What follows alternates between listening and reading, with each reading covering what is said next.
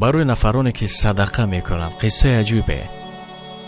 марде дар ошхона нишаста буд. ногаҳ пиру кампир ворид шуданд. маълум буд ки шароиташон на он қадар хуб буд. кампир ба сӯи мард гуфт: мардак, дилам ош мехоҳад. мӯйсафед пулаш кам буд. гуфт: санакҷон, биё имрӯз шӯрбо мехӯрем. баъд рӯзи дигар ош. мард назора мекард. агар баданам мурғак дамид.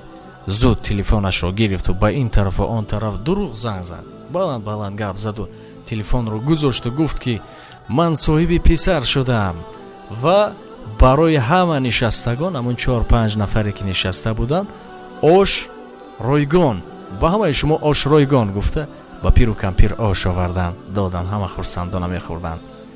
аммо марде ки ӯро мешинохт назора кард. баъд омаду гуфт ки: эй мард, чаро ин тавр кардӣ? гуфт: агар танҳо ба онҳо ош мегирифтам, шояд ба иззати нафсашон мерасидам ва онҳоро ғамгин месохтам. ба хотири он наранҷиданашон барои тамоми нишастагон ош гирифтам. мегуфт дар тақсимоти садақа бояд чунин рафтор кард ки ба иззати нафси дигарон нарасид.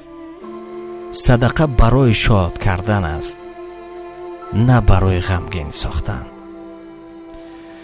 бале, ин буд мавзӯи рӯз.